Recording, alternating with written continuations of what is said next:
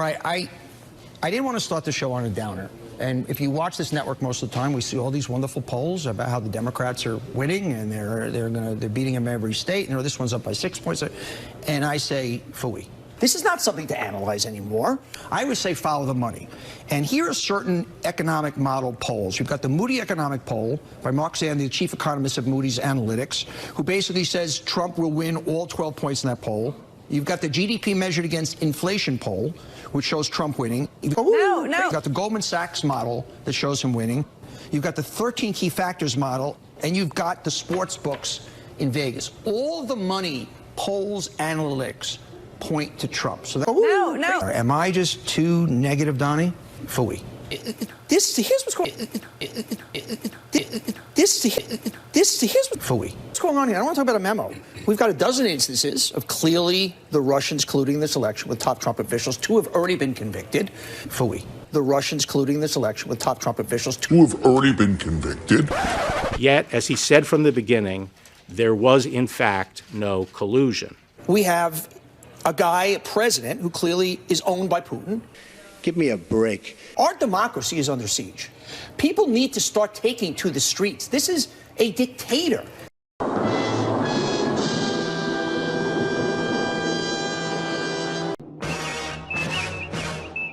The special counsel did not find any conspiracy to violate U.S. law involving Russian-linked persons and any persons associated with the Trump campaign. This is not something to analyze anymore. Yeah. This is not a good day for Trump.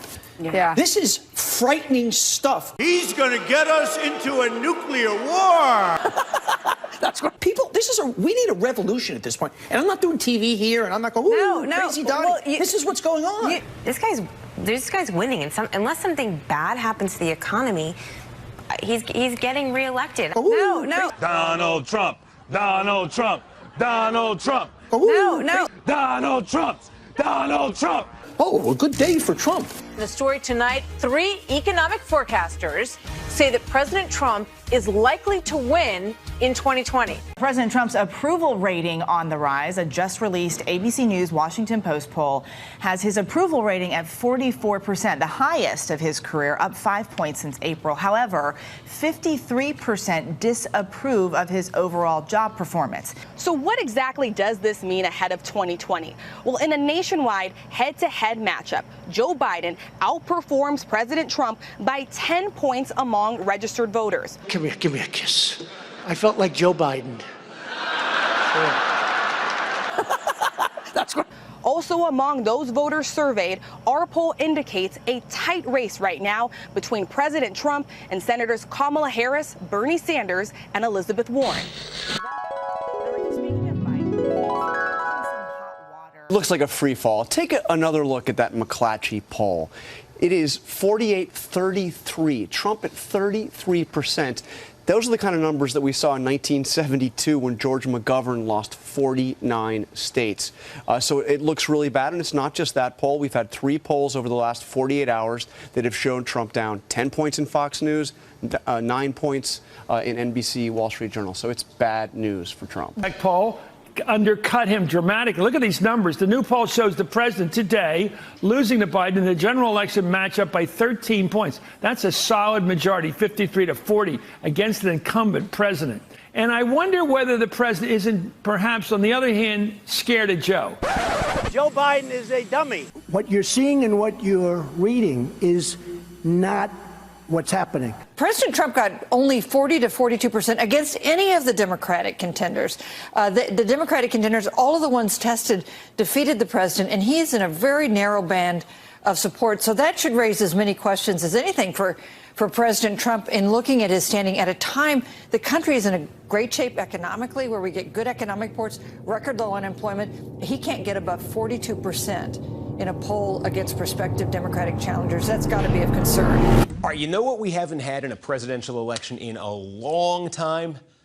A real landslide. I mean, yeah, we've had some elections that were lopsided. Barack Obama won by 7 points in 2008 against John McCain. That was a solid, lopsided win for Barack Obama. And I don't want to oversell this here, but at least right now, in this moment, we're seeing an interesting possibility in this presidential race.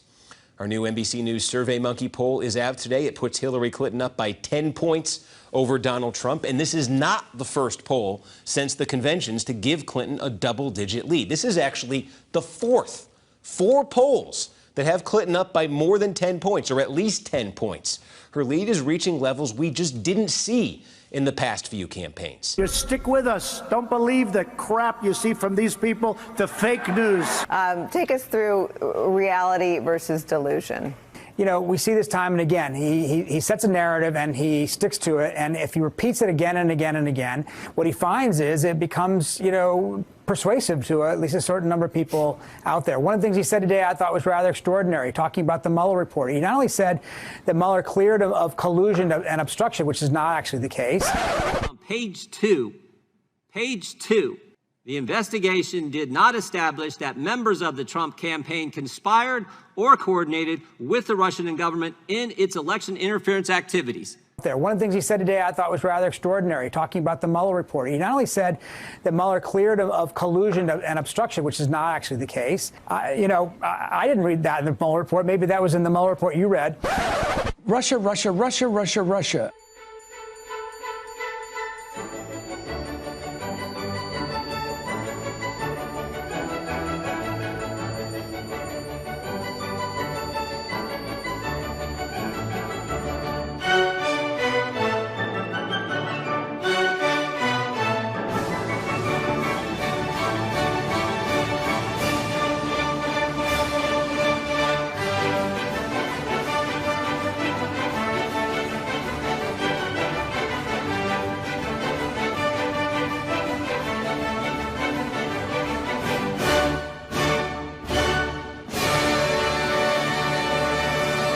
I think that he's very good at determining the narrative by, you know, denying things that are reported in the press, denying things that his own aides say, denying polls that his own campaign issues, and people around him sort of shrug their shoulders and say, okay, well, that's the reality we're going to go with. Right now, this is where we see the battleground, which means that if you watch Donald Trump's number here, he can win Florida, he can win North Carolina, and he can win Ohio and still be short. That's important. He can win Arizona and still be short. He can win Utah and still be short. To now decide whether they will continue defrauding the public with ridiculous bullshit. It's more than a lie. It suggests instability. I think I agree with you in the old world that using an opponent's words against them was sometimes devastating because in the old world, that using an opponent's words against them was sometimes devastating. When Mexico sends its people, they're bringing drugs, they're bringing crime, they're rapists, and some, I assume, are good people. How can you succeed when you say things like that? Well, you can't, again, Gail, the question is how can you become president? You can't by saying things like that. That using an opponent's words against them was sometimes devastating because the old world was that first of all, the politicians would be ashamed. You could shame someone. Mm-hmm. He has a great life already. You know, He doesn't need to be president to have a great life. You can say whatever you want about Donald Trump, but not a dumb man. Trump's total incompetence. So when they were caught in a lie or caught in an inconsistency or a hypocrisy, it was devastating. Apparently contradictory ideas in your head. One is that Donald Trump will not be the Republican nominee in almost all certainty. And the other is that he will not be president. Trump lies and is hypocritical and says dumb stuff. Yeah. Calling her a bimbo is not the way to win the White House. The other thing in politics that's really devastating is when you become the object of laughter, when you become the butt of a joke, when you become feeble, pathetic, ridiculous. What's he doing in Washington, D.C. when he's behind in almost every battleground state and the hours are dwindling and he needs to be staging a historic comeback? He's a clown. This man is not worthy to be to the dignity of the office, and he's someone who you would make fun of. If they were in your own life, you'd be like, are you nuts? Are you out of your mind? My general impression is that Donald Trump has been losing this election for a while. Fake news. I am your voice. Look at this. This came out just about 2 hours ago. Kansas, one of the most Republican states in the country. The margin here was more than 20 points for Mitt Romney in 2012. Donald Trump leading by just 5 points in Kansas. Remember, there's a lot of big suburbs right outside of Kansas City on the Kansas side. You got suburban, moderate, professional, college degree Republicans there. That's the type of Republican Trump has been struggling with. And when Trump is struggling with that type of Republican, you're going to see this type of result. He could be vulnerable in a state like Kansas.